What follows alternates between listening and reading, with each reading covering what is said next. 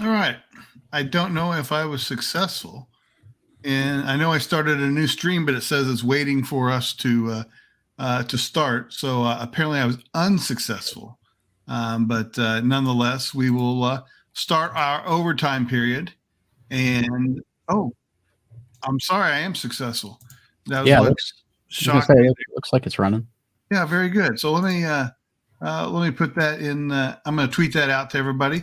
Chuck, go ahead if you would start. Bring up some questions, and we'll start answering why I tweet this out. Yeah, I start a few. So we've got some fun ones just in here for some dialogue, but we've got some kind of more team specific ones here. So here is one Fantastic. for Ferg about another team. I don't think we talked about him yet, but another stock way up team, JC. So John C. Smith, yeah, they haven't been in a position like this in a long time. I mean, way long. They're 4-1. Really was maybe a score from being 5-0. What's particularly interesting about them is that no matter it doesn't matter who they played so far, they're like number 3 in the country in total defense. And that's kind of like saying not a lot because the CIAA in general hasn't been like a super league on offense, but this year the conference as a whole has gotten better in racking up yards at least. So, could I picture them winning the CIAA South? Fayetteville State still scares me with that. They still find a way to win games, and you saw that they won against Virginia Union last week. So that's a bit scary. But honestly, after what we have seen going into division play now, you've got landmines almost every week. Even St. Augustine's is winless, and they can still scare someone. So could they win it? It is very possible with this team. Will they win it? I don't think so, but I could easily see them having a a winning season at this point, which is a huge accomplishment for them. For sure, for sure. I want to bring this one up because I think this was something that sort of caught my attention. One of the things that I like to do looking at box scores for games that I didn't get to actually watch is kind of look at, when the scores happen and look at drive charts.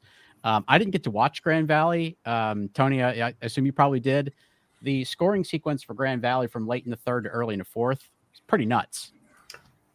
It was one of the screwiest things I've seen in all my years of being a college football fan. Yeah, I mean, it was this was a game where, Grand Valley really had kind of dominated. Saginaw Valley didn't make a first down the entire first half. And yet somehow they were only down 20-7. And then the one good drive that they put together in the third quarter got it to 20-14. And then in the next 6 minutes of gameplay, Grand Valley returned a kickoff for a touchdown, a punt for a touchdown. They got a sack fumble to set themselves up for a 7-yard scoring drive, got an interception return for a touchdown, and then ripped off an 87-yard reverse. And there are your 5 touchdowns in 6 minutes of game time. And so it was a game that, Grand Valley really had kind of dominated and yet hadn't really been able to put the score to go with it. And then special teams and defense took over, and that's how you end up with a lopsided win. Yeah, that was pretty crazy. So here's one for whoever wants to take it. I think this probably all of us can chime in on this, but yeah, breaking news: the MIAA looks super competitive. I started this one, Chuck, because I think competitive doesn't always mean great. Sure. I think maybe this year there's some damn good teams, and there might even be some great teams. But I don't think competitive always means great. And I'm not so sure if there is a great team in the Lone Star this year. Obviously, can be proven wrong. Sometimes competitive means not great. Right. Honestly, that's an angle I'm used to kind of approaching because, I've spent so much time in the Northeast, and I know that a PSAC team is not going to win the national championship. I know that a Mountain East team is not going to win a national championship. But the competition within those leagues can be really competitive and really exciting. And so when you kind of have that same level of competitiveness and have teams that have national championship potential, it's pretty exciting. Right. It's the same thing in the CIAA. I mean, we have one team at the top, one team at the bottom, and 2 through 11 is a huge question mark. Yep. So that's why there's no betting market on those games. Which one do you want to do next, Chuck? Go ahead. You pick them out. Let's just throw this one in because I think this came up, so I think it's just worth mentioning because, when we talk about where some teams stand with 3 losses, yeah, you're probably already on the outside.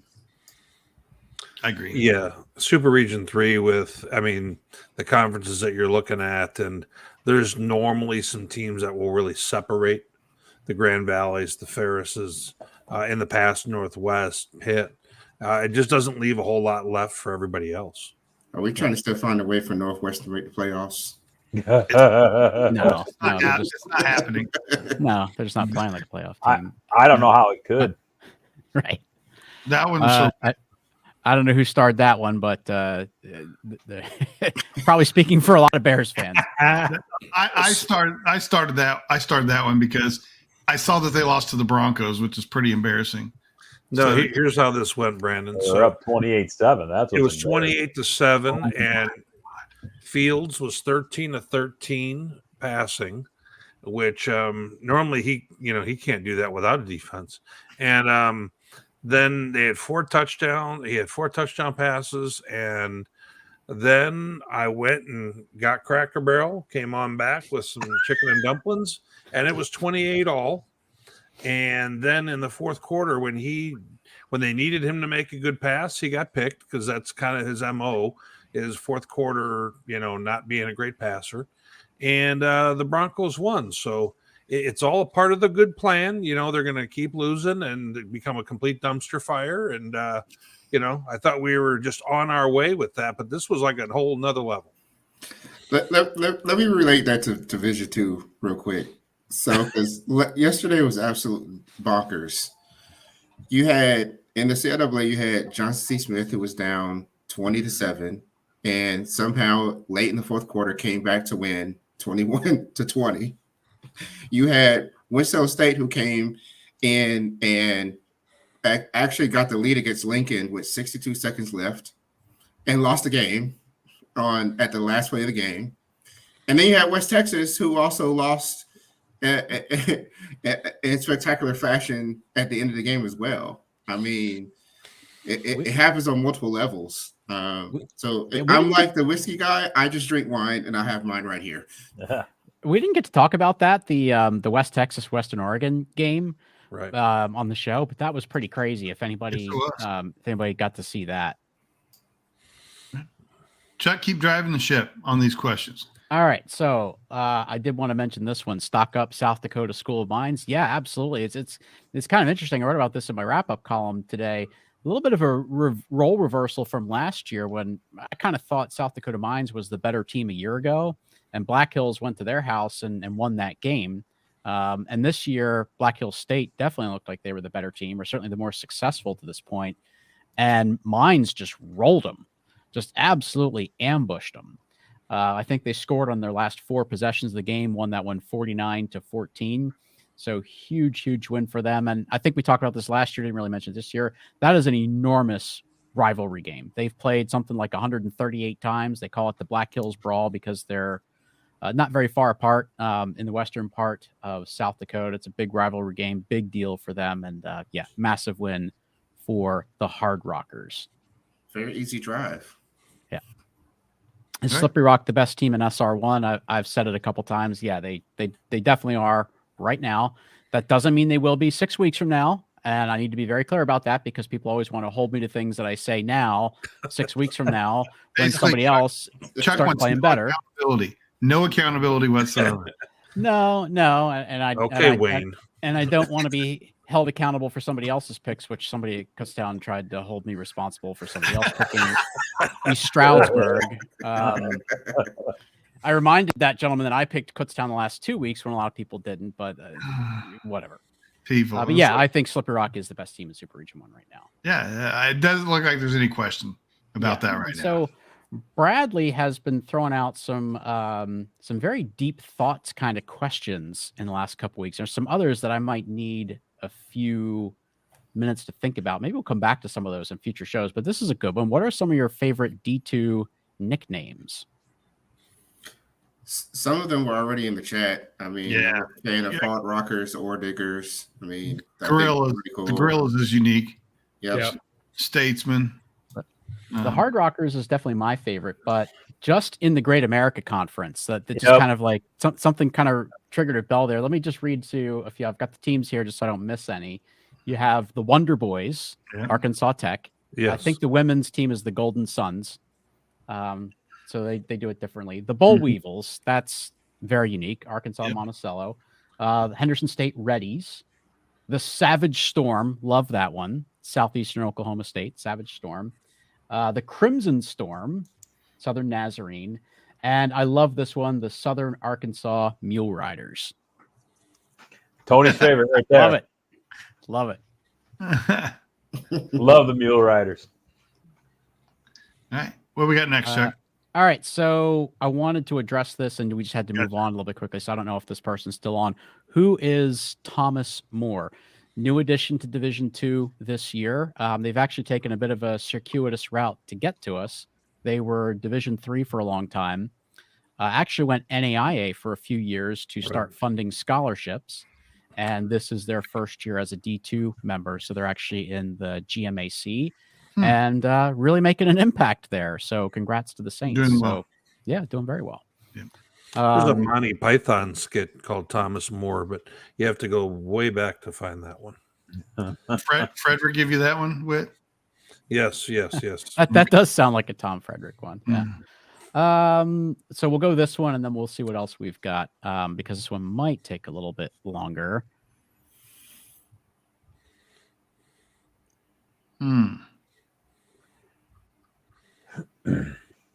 No. No. No, No. I was just saying, do you really think that the GLVC is going to get two teams in? Who are they going to be?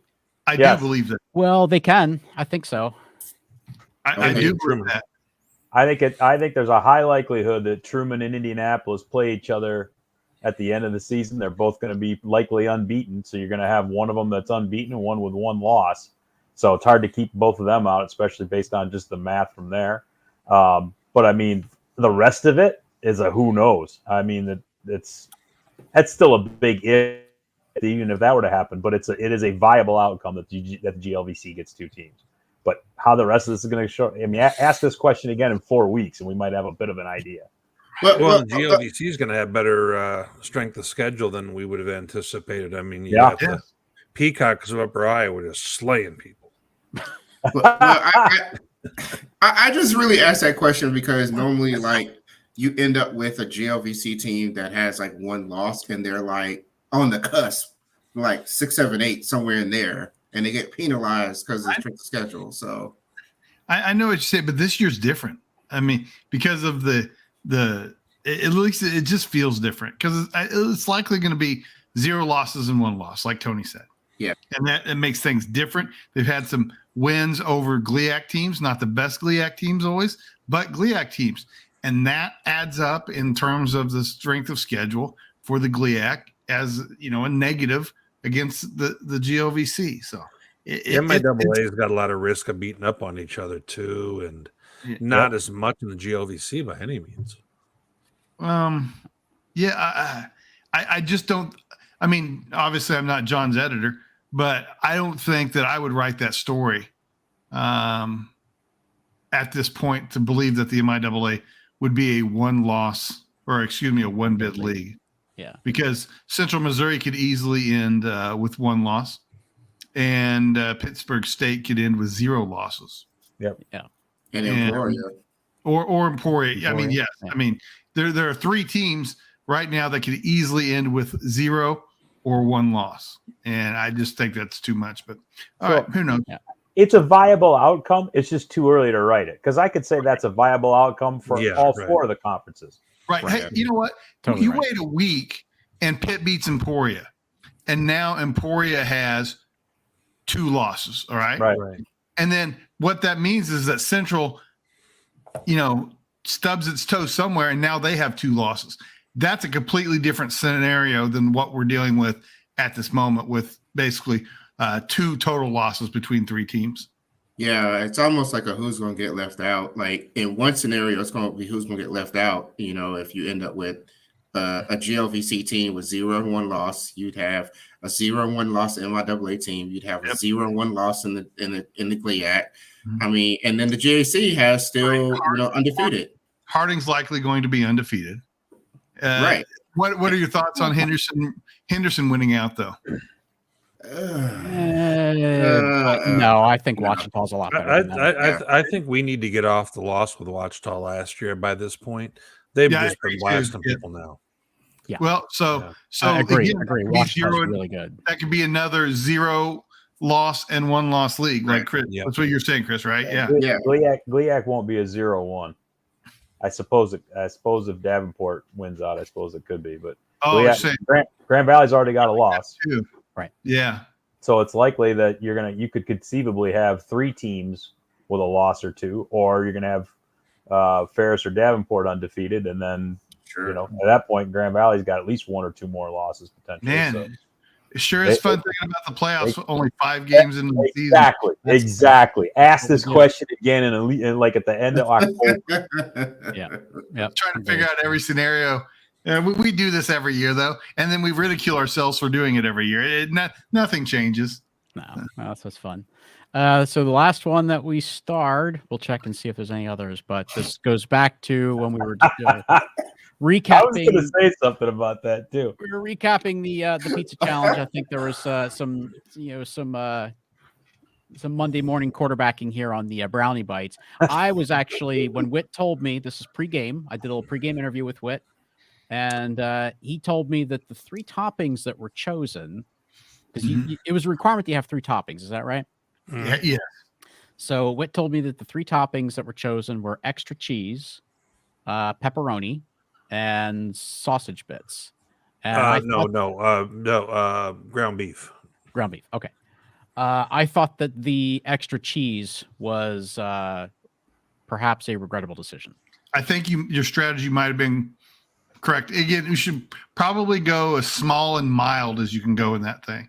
And when I get pepperoni pizza, and I love pepperoni, I get ridiculed for it because I get extra pepperoni and extra sauce. I like it really spicy and really messy like that. But it was another level where I just couldn't do it. And those brownie bites were freaking awesome. There's still some waiting for me in about 10 minutes. All right. You can drive some down to KC, buddy. All My right. contention was that they could have put some vegetables on there. They'd have given them a puncher's chance. We don't do vegetable. This is not a garden pizza. Hey, you want to win some ball games, or do you want to sob about not eating vegetables? Oh, we still need to have it at some level of enjoyment. There seems to be a problem here. Figured out what onions do to a pizza. That's your problem. Let's not kid ourselves. There's absolutely no chance in us trying this ever again. No, because he and I were unnecessarily stressing out about this, and we were relieved as hell when we were done, or when it was done, despite the fact we weren't yet. Yes, you're now richer for the experience. And for what it's worth, our sponsor picked up the whole tab. Didn't cost us a penny.